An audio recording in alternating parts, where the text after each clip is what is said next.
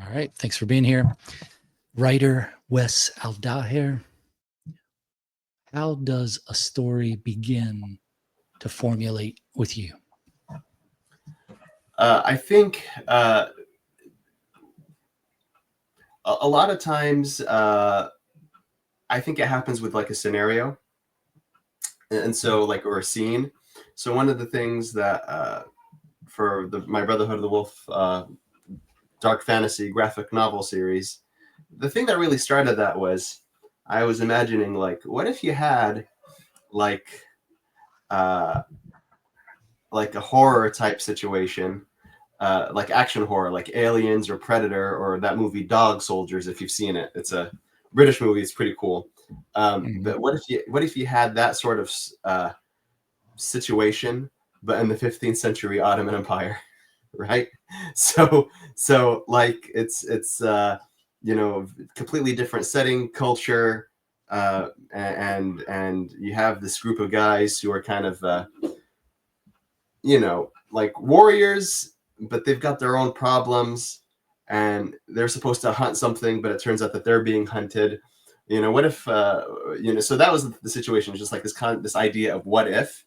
And then from there it's a matter of like saying, okay, well, that's the surface level scenario. What's the story, right? Because one of the things that I struggled with was differentiating between, like, everybody has cool ideas, right? Like, I bet if I were to talk to you and be like, hey, you got any cool ideas for a story, if we spent enough time and you just maybe thought about it a bit for a few minutes, you would actually come up with some pretty cool ideas. I don't know what they might be, but I'm pretty sure you'd come up with a couple of good ideas. But those ideas in and of themselves aren't a story, right? Because the point of a story is this idea of transformation, of catharsis, where there's an external struggle, but behind the scenes, under the surface, there's an internal struggle, and then getting the characters to a point where there's a catharsis, which doesn't necessarily mean that they're successful. Oftentimes, like in a lot of horror, a lot of horror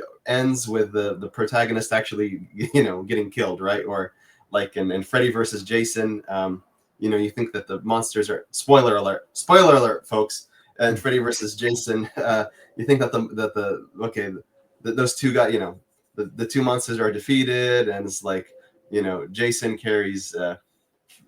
comes out of the water and he's carrying Freddy's head, and gets close to the camera, and Freddy's decapitated head winks at the camera, and it's like, oh, okay, so no, the monsters are still around. So oftentimes when we talk about a resolution, a catharsis, it's really about the emotional catharsis, right? It's like that that emotional release that is in the reader, that's in the viewer.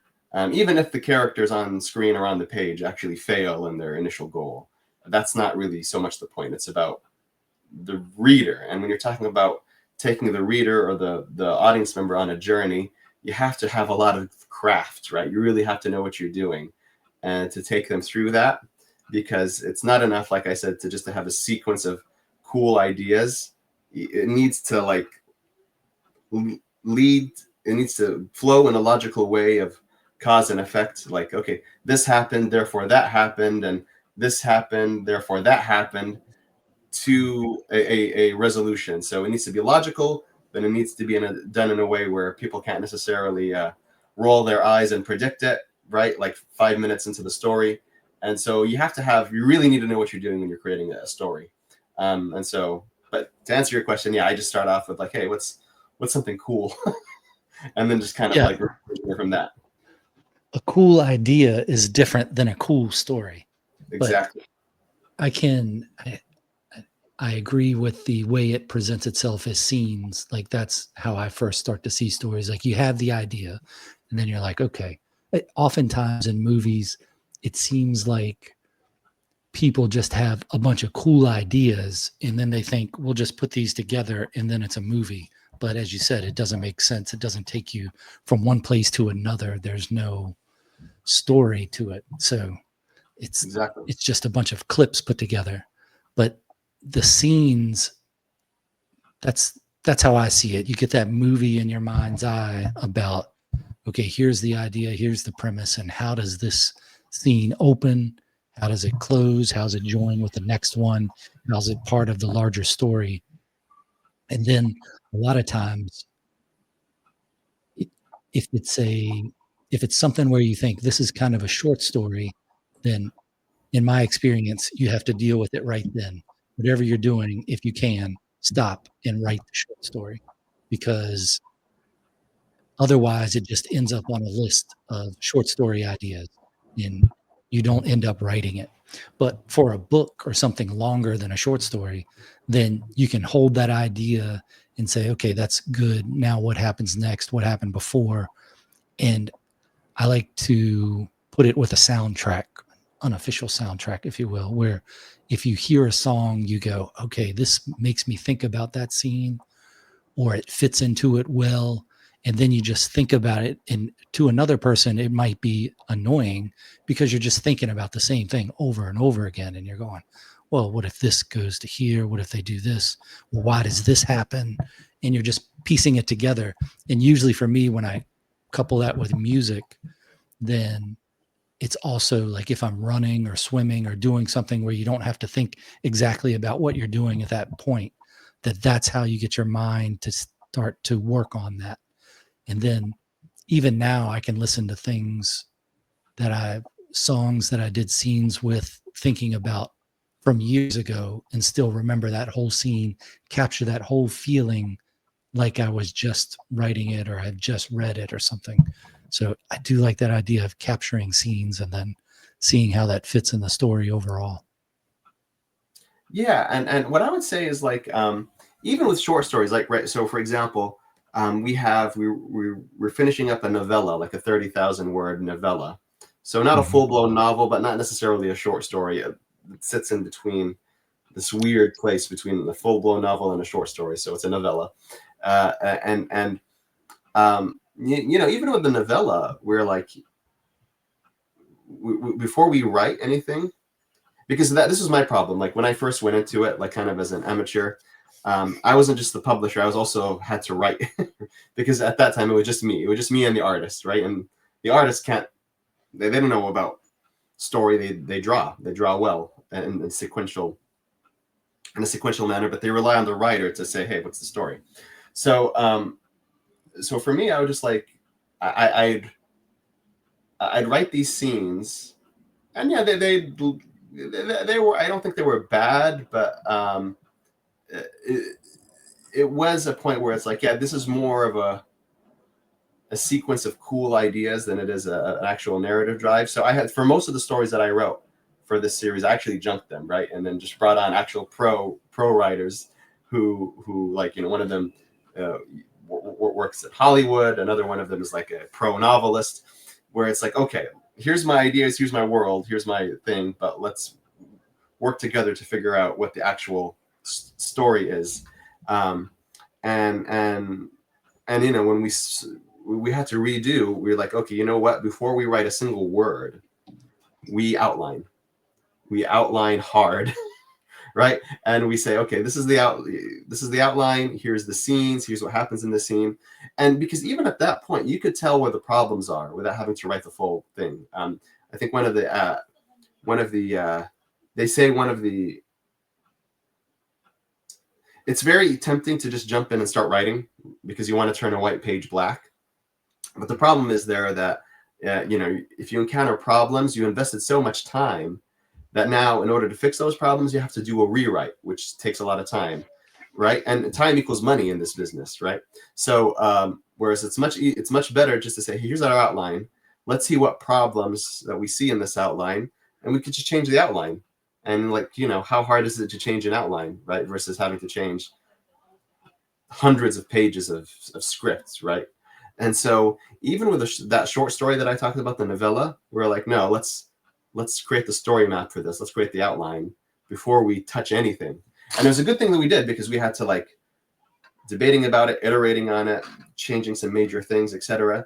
That was then we're like, okay, Mr. Writer, it's ready for you. And then he goes ahead and he writes according to that outline, but obviously adding, you know, the meat to the kind of the bones that we created. And so I'd say, like, it doesn't matter how big the project is, you can never go wrong by just like outlining. So yeah, I agree with your thing of like, you know, if you got a short story in you, start it right away. Don't just sit on it, right? But I would say like that start should probably start with an outline, because you're probably setting yourself up for some wasteful activity if you skip that step. But yeah.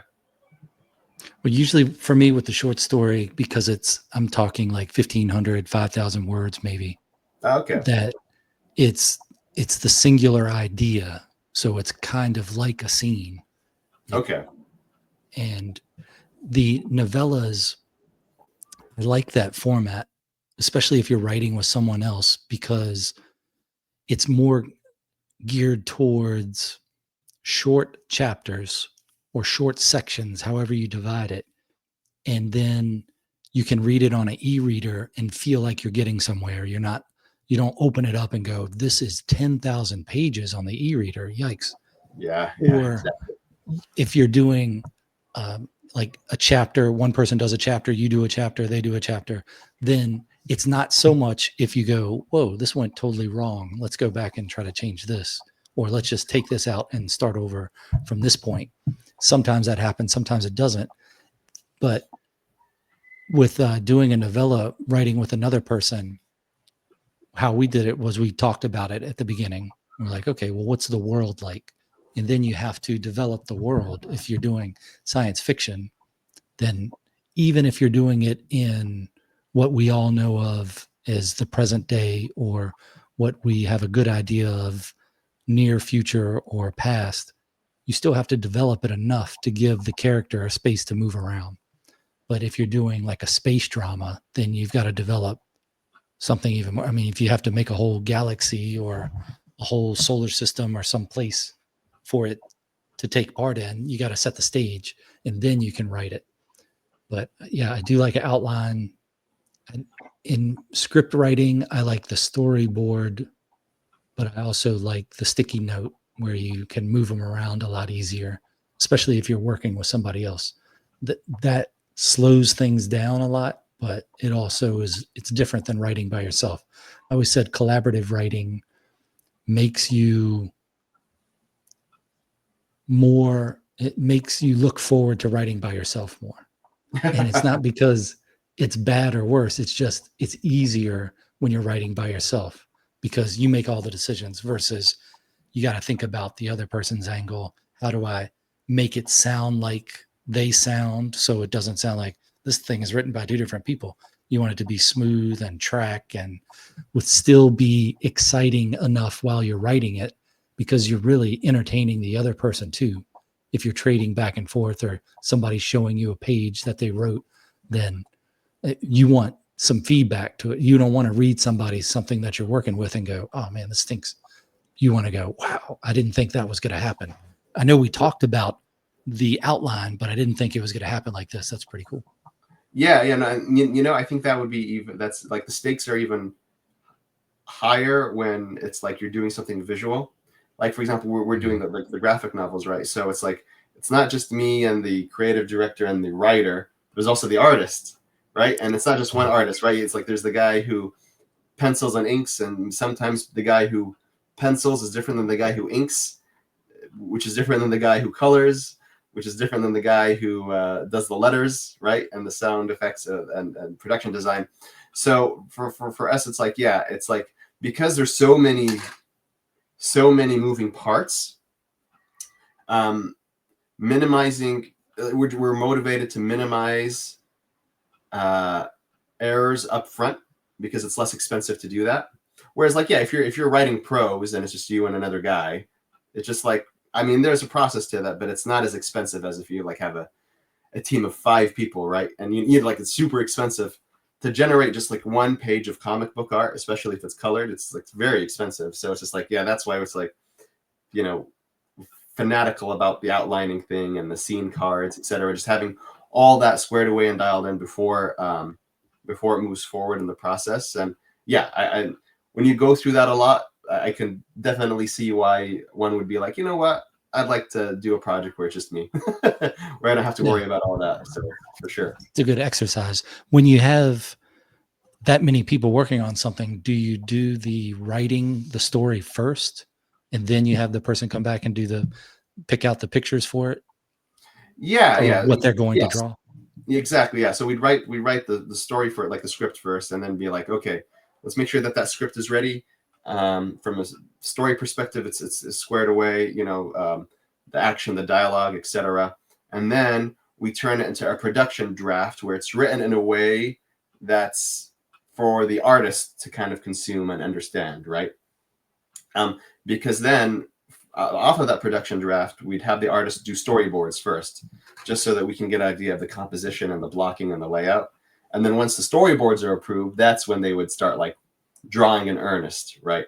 And so, but I mean, a lot of people think, oh man, that's a super like engineering style way of going about it. Where does the creativity come from? And actually, I find that when you have constraints, it allows creativity to flourish.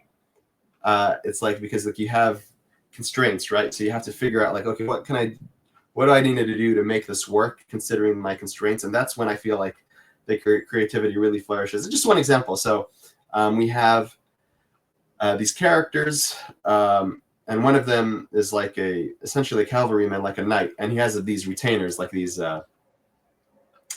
guys who work for him, right? They're like soldiers who work for him. And I was just like, okay, he needs to have about 5 retainers, and here's what they do. But then the artist came along and said, hey Wes, I'd really love for one of these retainers to be a dwarf.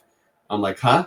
It's like, yeah, I'd really love for one of these retainers to like be a dwarf, but not a typical like Snow White, dwarf, but like a dwarf who's like a real life dwarf, who actually just goes through life and has some dignity about him. And I'm like, yeah, okay, we could do that. And so without it being granted to the script, boom, that dwarf was made, right? And then that led to like, okay, if we're gonna have this if we're gonna have this knight who's very like arrogant and status hungry have a dwarf retainer, why would he have a dwarf retainer? Like, wouldn't he be like, I don't want a dwarf working for me, it makes me look bad, right? So like, no, then there's like, okay, well, the reason behind this dwarf story is that he's a very good blacksmith, and all that shiny armor that the knight wears is because of the dwarf's work. So that's what keeps the dwarf around. I'm like, boom. So now we have the beginnings of a fleshed out secondary character just from that creative process and those constraints, right? And that's just like one example. So yeah, I mean, I think people sometimes underestimate that you could have a lot of like planning up front and constraints up front, but they don't necessarily get in the way of creativity, right? It helps you ensure that you're not like digging yourself into a hole that it's going to take a lot of time and effort to dig yourself out of. So yeah, I call those like little synchronicities, little happy accidents. Yeah, that's nice. When you write the script, are you writing it in like a script format, like using Final Draft or something like that? Or how are you writing it? Yeah. So when we have our so when we start with the outlining phase, it's like Google Docs, right? But then once we go into the script for the actual graphic novels, yeah, we use Final Draft. Usually, I don't think we've ever used anything other than Final Draft. And then from there, that Final Draft script is then turned into a production draft, where it's kind of like a PDF that's more for the artist to read, right? So more just details about composition and blocking and like camera angles, etc. So that's that like a process. shooting script. Like a shooting script. Exactly. And the reason it's not every comic book publishing house has it like that, right? Like in the American comic book world or in Western comic book world, there's like 2 forms of comic book scripting. There's what they call the full script, or the DC style, and the Marvel style, which and the DC style is like, they say, okay, here's page 1 of the comic, here's panel 1, panel 2, panel 3, and here's what happens in each panel, right?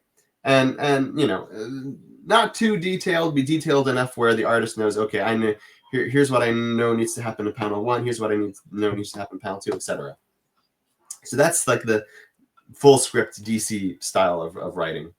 Whereas in the Marvel style, it's like, because of some historical reasons, like Stan Lee just didn't have time to write all these scripts because they were so prolific. So he's like, listen, guys, I'm going to write just plot beats, just plot beat outlines. I'm going to hand it to my artists. You guys draw it. So like, here's the plot beat for the issue. You guys look at the plot beats, draw out the issue.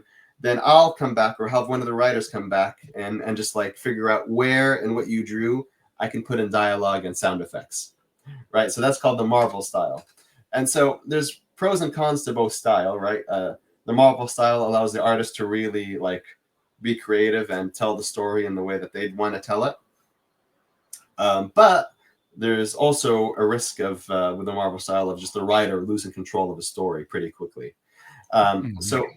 So for us, we use we cheekily call it Tales of Hair style, where it's like essentially it's like a film script, right?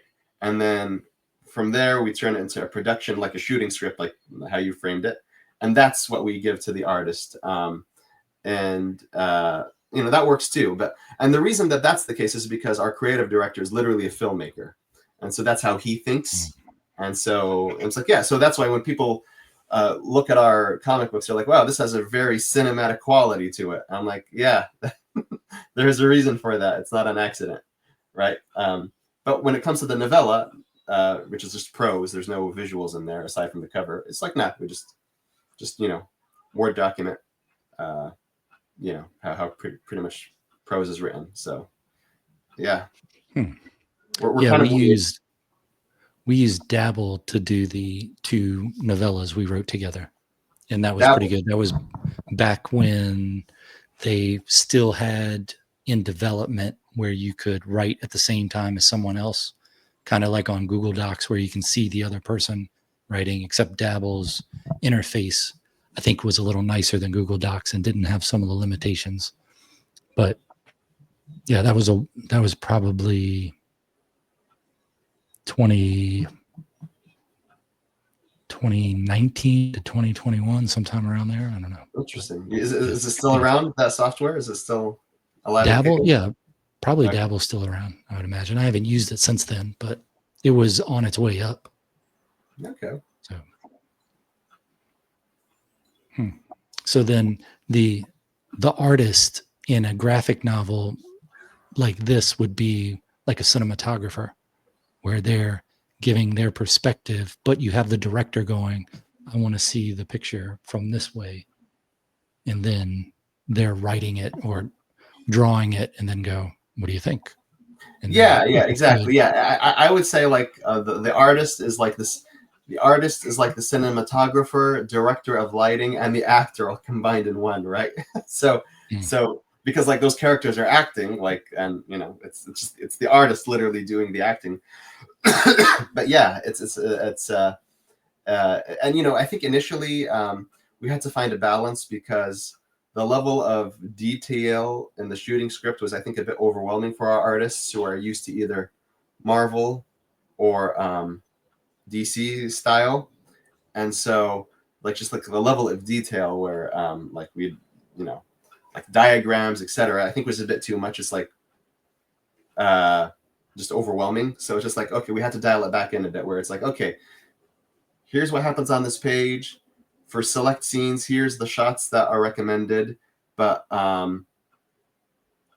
instead of like being overly prescriptive about what shots to give, giving the artist the opportunity to say, hey, okay, I'm going to draw the storyboard for this page. What do you think? And then the creative director can kind of react to that, as opposed to prescribing up front what camera shots I think the artist should use.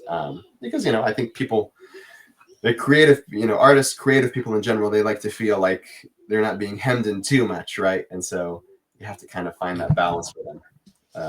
With script writing, just writing your basic script, I like I haven't done a lot of them, but I like putting in shots every now and then where you just say shot of whatever, just as a suggestion. Like I see a script as a suggestion and directions to the director, and the director is going to do whatever the director wants to do. So that's why it's more suggestion than anything else. But I do like putting that in every now and then, just so they can get an idea of what you're talking about. And then the other time, shoot it. And I can't remember what they call it when it's the director just chooses how to shoot a scene. There's some word for it, but I can't remember that. That's fine. But if there's something as the writer that I go, I want to accentuate this one thing, I'll say shot of whatever, doing whatever. And then maybe it makes it, maybe it doesn't. Yeah, exactly. Like, I think like in just in the filmmaking world, like, I don't want to say it's a faux pas, but it's like if the writer were to like give shot suggestions in the script, the director, whoever is the person, the reader would be like, hey, you're kind of stepping on the director's toes. But for us, because we're not a filmmaking studio, we're a comic book company that just uses those tools for our own benefit. It's like, like oftentimes our writer would be like, hey, extreme close up on this, and hey, suggested for shots for this, etc. So we have that flexibility to do that. But from what I know of the Hollywood world, if the writer did that and the director saw that, he'd be like, who the F do you think you are? Yeah, that's the fun part of it too. Yeah. But you just say, hey, look, it's a suggestion, man. It's a suggestion. This is just how it's taking place in my head, because the actor is going to put a different spin on it too. So it might not turn out how you thought it would at all. You think you're writing a serious scene and it turns out to be a comedy. Yeah. Then with your writing, is this where your writing started? Did you do books before this? What other type of writing do you do? So I used to be a direct response copywriter for a freelancer, but then I got picked up on a more serious basis by I won't name them, but a tech company that was in the e-commerce space, right? And I do a lot of writing for them, and for me, it's just like, okay, the goal is to get people to click, right? To do it in a way to get people to click, to get people to buy, and so you experiment with different ways to do that. And so in terms of like my click rates, etc., they were pretty high. But one thing that like kind of like made me go, huh, was when the manager's like, hey, the tone should sound more corporate instead of conversational, because I was kind of like doing it from the point of view of as if I was the CEO, like who was a living person. I was like, you just make it sound more corporate. I'm like, who engages with corporate speak stuff, right? Like, do you ever get like an email from your like Bank of America or whatever and be like, oh man, look at this Bank of America email, it's really speaking to me as a consumer. Well, it's like it's really establishing that relationship with me. Yeah, I'm totally going to pay attention to this Bank of America email. Like, no. So why are we doing it here? And you guys are like literally a startup, right? So there's just stuff like that, like, and just some shady stuff as well that they were up to. They're just like, you know what? I'd rather just do my own thing, right? So I love writing, I love storytelling, but I have to do it in a way that kind of aligns with my values. And kind of solve some of the problems I want to solve. So I went ahead and did that. But like I said, one of the things I found out was to tell a really good professional story, you have to have a lot of reps under your belt, right? To be really telling fiction for a while. And I just found that like, I was the stories that I had, because I was studying a lot about like how to tell good stories, etc. They're okay, but it was just like I really wanted to compete with the very best, like from that Pokemon theme song. I want to be the very best. So that was what I wanted to do, right? And I'm like, the stuff that I've written myself doesn't seem to be hitting quite that mark. So that's when I pulled in the actual pro writers to join the team, and we were looking at it and be like, I had to like essentially nuke it, right? Not necessarily nuke everything, but do a pretty hefty soft reboot. And so almost starting from not quite square one, but close to square one. and and we're going from there. So for me, it's like I'm the founder and the publisher. Obviously, I approve everything, and during story development, I'm part of that every step of the way. But I'm not actually the guy who's like having to write all the stuff from scratch, right? So, like in a filmmaking context, I'm more like the executive producer as opposed to the writer or the director. And so that's good because it's like to each person their own skill set. Where do you think then that ideas come from? I mean, I know our creative director, he has this idea that's like a Jungian thing, I think, where it's like it's the humanity's collective unconscious. That's something interesting that he mentioned, and I'm like, there could be something to that. And I just feel like I'm not a materialist. I do believe in that there's more to this world than just what we can touch, feel, taste, etc. And I don't feel like that's an emotional belief based off of inherited religious tradition, but just like it's, I think, rational, right? Because if this universe had a beginning, then which logically entails it does, right? Otherwise, we'd have infinite regress. We wouldn't have this conversation, you and me, right now, if it didn't have a beginning. There was something that had to start it, which means that there's something more than just like the matter. And so all this to say is like, yeah, I would not be surprised if like ideas, thoughts, they came to people from outside just the tissue between their two ears. And I think some of those ideas can be good. Some of these ideas can't be good, right? Depending on what those ideas are and what you're doing, etc. And so that's why, like for us, when I talked about what makes a good story, and it's beyond just a sequence of cool ideas, for us, and I think a lot of writers de-emphasize this, probably to their detriment, theme is very important, right? So,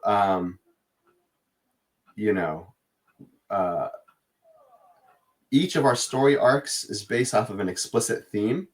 And when I say theme, I mean something specific, which is like the moral argument, right? So like if there's a South Korean movie called Train to Busan, which is essentially a zombie movie on a train, right? Mm-hmm. And so, but it's very thematically deep. And you'd be like, how is a Korean zombie movie on a train thematically deep? Well, it's like the entire theme of that movie, the moral argument that it makes is like the core of love is self-sacrifice. And so the story of the movie is like you have this, I'm not going to spoil it too much, but you have, actually, I'm going to, spoiler alert, more spoiler alerts, I'm going to spoil it. So you have this father who's kind of this workaholic divorced dad, and it's his turn to spend time with his daughter. And so they go, even when it's time to spend time with his daughter, he's very begrudging about it. He's like, it's not that he hates his daughter, it's just that he seems to love his job more, it seems. But he keeps telling his daughter, hey, I love you, etc. Here's some gifts, etc. And anyway, they got on a train ride. And long story short, a zombie outbreak breaks up. And now they have to survive. This guy has to survive and has to protect his daughter. And the entire movie, scene after scene, kind of stress tests that moral argument, that theme of the core of love is self-sacrifice. Like every point it asks, like, is it really? And the protagonist has to do things that force him to grapple with that theme, even if it's not explicitly called out in the dialogue, right? And the movie ends, spoiler alert, where it's like, okay, most of the people on the train are like dead, zombified, and so now it's like him and his daughter, and they're fighting against the zombified train executive who's been kind of a dick the whole movie and selfish, right? And he's an example of that theme of sacrificing everybody to save himself. So he's like kind of arguing that theme, but from the other end. And so the protagonist gets bitten by the train. I think he gets bitten by the train. He's trying to turn into a zombie, And so his and he knows that like if he stays on the train on the single car that's left with his daughter, he's going to, because he's losing control of himself, he's going to kill his daughter. So he deliberately, so what he does is like he looks at his daughter, has flashbacks, I think, of them like when she was younger, like a baby or whatever, and I think like weeps and throws himself off the train and kills himself before the zombification takes hold of him. And that is like kind of the culmination of the exploration of that theme, right? And it's a very touching story because of that. And so you could be like, well, what could have turned into a sequence of just random cool ideas, zombies, train ride, Korea, now was elevated because the theme was so baked in to every aspect of that story. And so similar to that, that's what we try to do with our stories, where it's like, the theme kind of like is baked into every scene, and the protagonist has to grapple. Like there's certain characters in the story who are arguing one end of that argument, and other characters in the story who are arguing against the argument, and just feeling like, okay, who wins? What's the end result of that argument? So I think like that's a huge big part of like what makes stories like good versus great is like, what do they do with the theme? Because a lot of times people like writers, they write stories, they have their cool ideas, they feel like, okay, here's the premise, etc., and then they kind of like retroactively fit in the theme afterwards, whereas I feel like that's a mistake. You should have that like the theme like really early on in your writing process. Yeah, it definitely, in that early part of asking those questions of why and how, matter. Like I just looked at Alien Romulus a couple days ago, and it was a little bit of a letdown. But it's one of those things where you see the possibility of it and you go, oh, this could have been so much better if they did this, or this, or if they just explored this, or if they held true to the world they built about these things and how people act and how they can act and why they do act. So yeah, it is one of those things that when you read other stories, if you've ever written, that you kind of see behind the facade of the story and you go, oh, well, they probably just thought no one would notice this, or they got tired of this, so they went on to this next thing because this was more exciting to write than this other. And with scripts are like that too. I find that when you write a script and you see all those different formatting and why things are put where they're put, then you watch a show and you go, oh, there's so much more. It changes the way you watch things. There's so much more to this show because I'm thinking, how did they make this decision to do this thing versus this other thing? And if they're going to change the camera angle, they have to do this. You're just thinking about writing it and go, man, I got to change that angle. I got to change that. So we're pages in and we're only a couple sentences into a dialogue in a scene, and we've gotten pages of script for it. And I think there's got to be a simpler way for that. And then you find out about shooting scripts versus normal scripts versus all the other ways that they those programs break down a script to do the shot list and all the call sheets and everything. And you go, oh, okay, that's why you want to use the program versus just writing it out in Word, because it is a lot more work because you have to write it a bunch of different times. But it does help to be able to have those touchstones of theme in there, because for me, if you're telling a story and you don't have a point to it, then what's the point of it? But there's a lot of movies, it seems, the point is not to tell a story. The point is to show you this visual, that it leans too much on the visual rather than the point. Yeah. And I actually wrote an article about this, about like, is that if you as the creator don't have intentionally have a theme for your story, like if you're going to be like, yeah, I'm not going to have one. It's just like, what, people who read it, they're going to you're going to walk away with a theme, whether or not you were intentional about it or not. And it might not be what you thought at all, right? But like, Yeah. and so it's just like, it's like, that's why it's so important to be intentional about these foundational things in your story up front, because it's like, oh, I'm just going to do something visual spectacle. I was like, okay, but there's going to be somebody or a lot of somebodies out there who's going to read that, going to watch that, and going to walk away with a message that you probably didn't intend for them to walk away with. So if you know that's going to happen, why not just be intentional? Be like, you know what? No, I'm gonna bake in the point up front, right? Because you can always have the visual spectacle, I should say. But to your point, if that's all the thing is, then it's just not going to hit. Because the point of art is to get an emotional reaction from people, and you know, in order, the more meaning your story has, while being fun and entertaining, etc., the stronger emotional reaction will be, right? So, and you mentioned Alien Romulus. I haven't watched that yet, but like the first two Alien movies, right? There's Alien and Aliens, right? Aliens directed by James Cameron, who's probably one of my favorite directors. And if you look at the two stories, like people are like, Aliens is the best, etc. And yeah, I feel like Aliens is really good.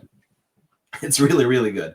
But if you look at it just at a surface level spectacle type thing, a lot of it is the same, right? You have Ripley. You have Ripley going with some other people on a remote location to deal with aliens, or to deal with, like aliens. The first one just had one, but fine, you increase the number, whoop-de-doo, right? And then it ends with her having to like survive fighting off one when she thinks that she's safe, but it turns out, oh no, she's not safe. The alien's with her, and she has to. So all those elements are the same. So if you're thinking like, okay, the success of the second movie was because of those like surface level elements, no, because they're pretty much the same thing that you had from the first movie. What's different, which feeds into everything else, was the theme. In that, for Aliens, the theme was about like, what does it mean to be a good mother, right? And so Ripley, in the first movie, didn't have anybody to take care of aside from her cat, right? Like the ship's cat. But whereas in the second one, like, no, she gets to know one of the survivors. I forget that. Newt. What was the first name? Newt. Yeah, Newt. Yeah, Newt. And so now she's like this mother figure for Newt, and wants to protect Newt. And lo and behold, like all of these, as they're fighting this horde of aliens, etc., it turns out, oh, guess who's behind all these aliens? A big mama queen alien. So it turns into a point of like, mama versus mama, and they're exploring the theme of what does it mean to be a good mom, which is, to be a good mom is to protect your kids, right? And so that's the theme that's being explored there. And because that theme is there, it's baked into the story, everything else falls into place. The action scenes, the dialogue, except even the whole like, get away from her, bitch. That thing is baked into the theme, and that line is probably one of the most famous lines in movie history, right? So, theme's important. And if people, and I think audience members, if they see a story that has a non-existent theme or doesn't do well in baking in its theme, they can tell something's off. They might not be able to say why. They can say, you know what, this story didn't really hit for me. And it could not have hit for other reasons, but I think a lot of those reasons could be just the theme is just either non-existent or not well executed. Yeah, I think that's what happened with Romulus. Alien Romulus was the theme. If it existed, it didn't come across well on the screen, and it takes you out of the story too much by the foolishness going on, and then the callbacks from other things, and you're like, dude, come on, is this a parody or is it a movie in the universe of Aliens? So they say and do things where you go, how would you know to say or do that? And you'll see when you see it. The first thing I thought when I like 3 or 4 minutes into it was, is this a kids movie? Like, I thought it was like for young adults. Like, is this going to be a serious movie? And then it just turns into a horror movie for the point of scares. But then you're like, oh, this isn't like a horror movie. Like Bone Tomahawk is a horror movie. It doesn't sneak up on you. It's a parody of a horror movie, which is cheesier. I mean, not what I thought it would be. So if you're watching Friday the 13th or something like that, that's different than watching Aliens. You're expecting some light sci-fi seriousness, some good visuals, but a point. With the scenes, it's interesting what we were talking about at the beginning of how the story presents itself, is that initially it's a scene. And I think that's how you get into those recurring things where you have to have a theme and a point to it, because you first think about a story and go, well, this is this character and this is what they're doing. And then you have to go, well, why are they doing it? How are they doing it? But it's always something when you write a story and then someone comes along and goes, oh, that's like this. And they'll explain another story that has the same type of beats and theme to it. And that's not what you meant to write, but that you go, oh man, that is like, oh, well, what you have there is the Odyssey. Huh? Oh, or the classic hero's journey, or they put all those templates down on it. So it's one of those things where you're trying to create something original in a world where, is there really anything original? I don't know. Maybe, hopefully there is, but it's just the collection of it. You could go back far enough and find things that already covered those ideas, but that's the tough part of writing, is making it seem real, make it mean something. As Thoreau would have said, I think it was Thoreau, no tears in the writer, no tears in the reader, that you want that emotion to come through. Yeah. And, I think with the thing with comps are a thing where it's like when you're dealing with producers and whatever who are like having to go through thousands of scripts, or more accurately, they have assistants who are going through thousands of scripts, and you'd be like, okay, well, what's this about? You'd be like, okay, it's like this in the world of this. But yeah, that's not really, like, for example, my Brotherhood of the Wolf series, it's like, if somebody was like, hey, Wes, you have like literally 5 seconds just to give me the high level of give me an idea of the story. I'd be like, okay, it's like The Witcher in 15th century Ottoman Empire. Fine. So what, is it just like The Witcher and everybody's just like wearing harem pants and waving around like crooked swords? Like, what? Like, no, there's more to it than that. But that's the nature of the comp, right? You just have to be super quick. So like, I think that once you get past the comp discussion, which has limited utility, it's really about like, when you have your theme, and you just like having a story that grows organically, right? And you might be thinking, well, Wes, you just earlier in this conversation, you talked about outlining, etc. I'm like, they're not necessarily they're not mutually exclusive, because with outlining, you're just looking at like, okay, so here's kind of the premise, the log line, if you will. Here's the theme. Here's the designing principle. The designing principle being is like, okay, the log line is like, for example, just like the first story arc of our Brotherhood of the Wolf series is called the Blood Tax arc, right? Which encompasses issues number 1 through number 5, right? And so, the theme is cowards die many times before their actual deaths. I think that's a quote attributed to Julius Caesar in a Shakespeare play, right? But I think it's a theme that people can understand, right? So that's the theme. But when it comes to the log line, it's like, okay, sent in to capture slave soldiers, a group of flawed men confront an unholy monstrosity in a remote Serbian village while battling their own demons to uncover the source of evil plaguing the lands. So I'm like, okay, so you have your theme, and you have the log line, which is essentially just at a high level, what's your story about? What's the conflict? And then from there, you could be like, okay, well, here's our characters, here's what they want, and here's how we're going to tell the story. Here's how we're going to execute on that log line. And then from there, it's just a matter of being like, okay, we have this character, we have this setup, they want to do this. What would happen next based off of what this character wants, right? And then you think like, okay, this would happen, and that would happen. And so it's like this the South Park thing of just like it's always like you create a scenario and then be like, and then what happens based off of that scenario? Like this happens, therefore that happens, as opposed to this happens, then this happens, and this happens. Like no, really like focus on the cause and effect. A happens, therefore B happens, which leads to C, which therefore leads to D, etc.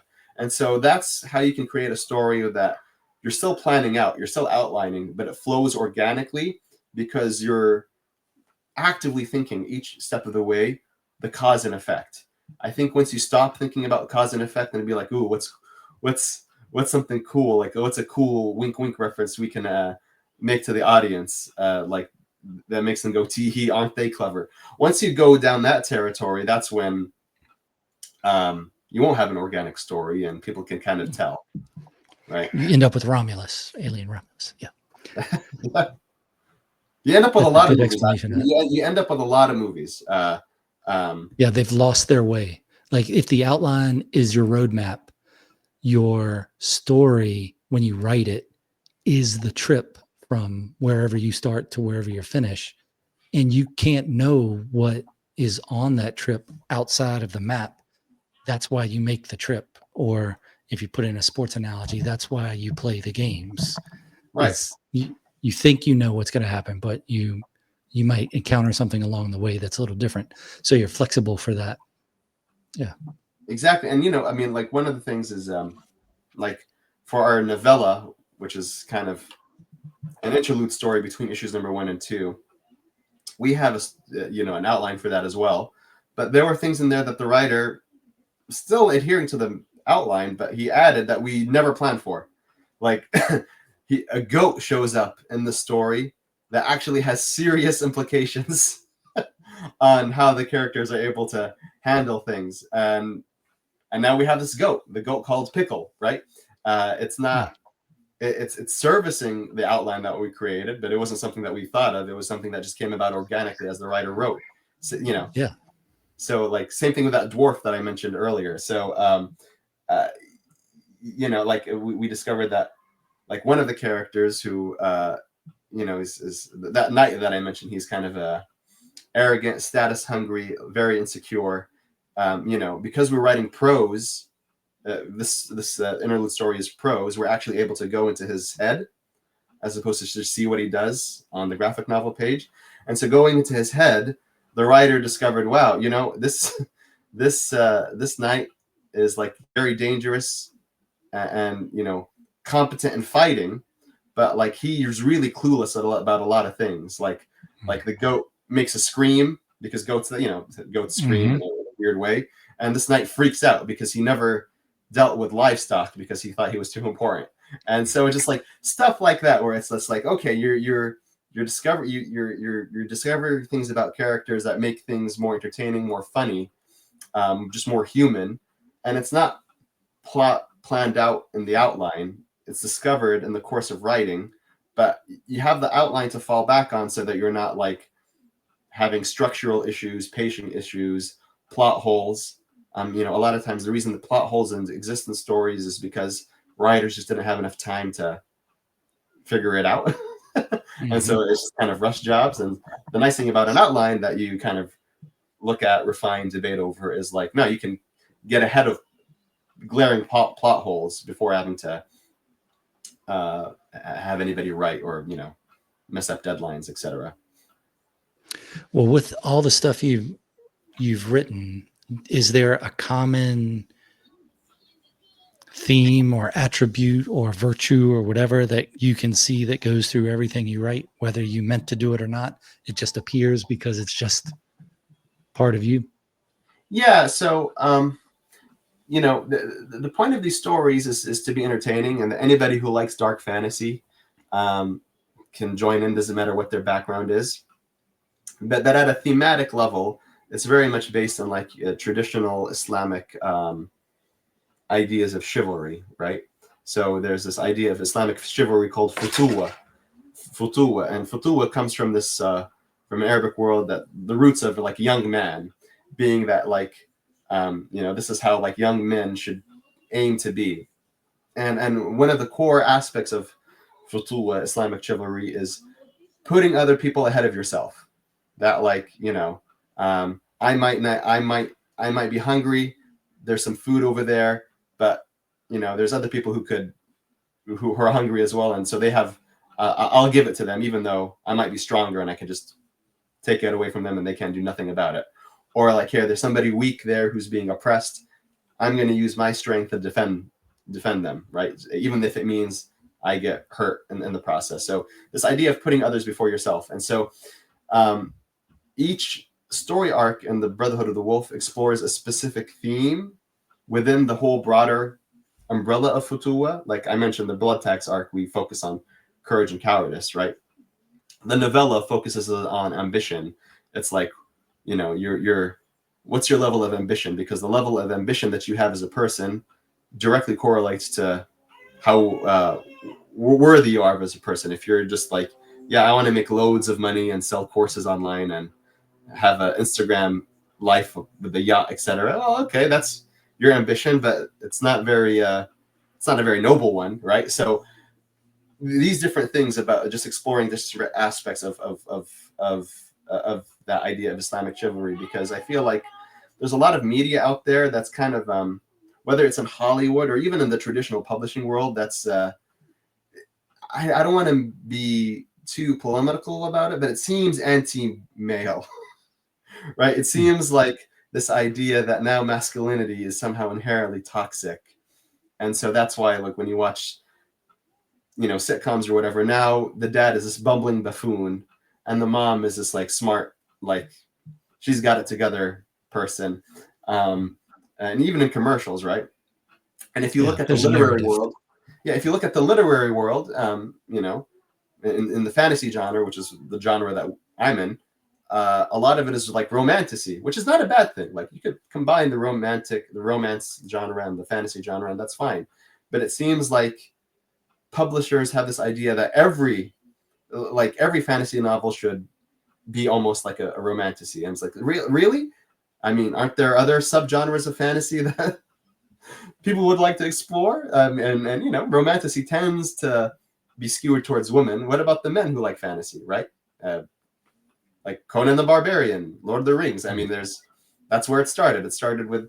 So for me, it's just like creating a dark fantasy series that kind of explores, you know, what it means to be a man, different male archetypes, because not every dude is like a Conan the Barbarian type guy. You know, there's different archetypes of masculinity, and just exploring that, but in a way that's fun and it's not on the nose. Like you need to do better. It's just like, you know, here's these guys, here's the challenges that they're having, you know, here's the dynamics between them, and you know, what you'll take from that. Some people will take a lot of deep themes from that. Other people will just be like, wow, that's a really fun story, and not think too deeply about it. And you know, that's good either way. Yeah, I like a good story with layers where you can look at it and it's entertaining, but it also has the deeper meaning. Oh yeah, that's the best stories. That's the best stories. And you know, you mentioned this in the context of like world building, but also this idea of layers in stories is like, I mentioned James Cameron, and one of the reasons why he's one of my favorites storytellers, regardless of what the medium is that he has that approach where it's like he has strong themes, but he also has strong world building. And like, for example, the Avatar movies that he made, you know, it's a science fiction movie, a lot of mythic elements, like the amount of like world building that they built to prepare for that movie was apparently very, very deep, like ecology and different, you know, cultural things of the different alien tribes, etc. And some of that comes out in the movie, but the movie's mainly focused on telling a story. But you get this idea that the world of the movie is very deep because James Cameron put in the effort to build that layer that maybe us as viewers of the movie only see, like, you know, the tip of the iceberg, but he's got this whole massive iceberg under the water. And so, yeah, this idea of layers, I think, is very important. And I think you might not see too much of it because it takes work. You know, it takes some shoe leather to make happen. And that's why when I see somebody who does that, I'm like, yes, that's great. And that's what we try to do too. It's not easy, but I think it's what you got to do if you want to be really make an impact. Yeah, I think that most writers know more about that story than anyone else will ever know. So Yeah. that's the fun part about talking to somebody that's written something, because you get all the behind the scene things of, whoa, well, this, it was never written down, but it was thought about in detail. So Yeah. what's the best way for people to follow your work and see what you're doing next? Yeah, I think the best way is just our website, frankly. Like social medias, people get deplatformed off of those all the time. So I'm like, yeah, no, forget the social media. Just do the website. So the website is talesofkhair.com. So TALESOFKHAYR.com. And from there, you could just if you sign up to our free non-spammy email list, you will get an exclusive video that kind of shows you more about the world, and is actually made by a creative director. So you're getting like professional level video, video trailer quality. And so, yeah. And, if it's your speed, then just keep an eye on the emails that'll be coming from us, which kind of tells more about the world and the story, etc.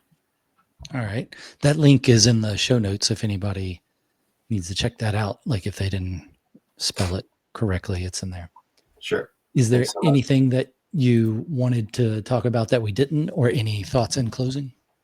No, I think that's what I would say is like only closing thought is everybody understands, at least intuitively, we might not be, some of us might have a harder job at practicing it than others, but we all understand that what we eat affects our health physically, right? And maybe sometimes emotionally, but also the fiction that we consume affects us psychologically, emotionally, and spiritually as well. So, I'm, in the same way that you would want to not necessarily consume crap when it comes to food, you might want to consider having that same attitude when it comes to the fiction that you consume. And, you might read my stuff and be like, yeah, Wes, your stuff is crap. I'm like, okay, fair. C'est la vie, different strokes for different folks. But yeah, I just wanted to share that message because I feel like there's so much content out there. Netflix, whatever's on Amazon, now social media, etc. AI generated stuff, right? Like AI generated videos. It's just like, what do I do? And I think just the good rule of thumb is like, is this going to help elevate me even in an entertaining way, or is it just going to turn me more into a slug? And that helps you, I think, from a decision-making point of view. Yeah. Good stuff to think about. Well, thank you very much for your time, and I'll talk to you on the other side of this musical exit.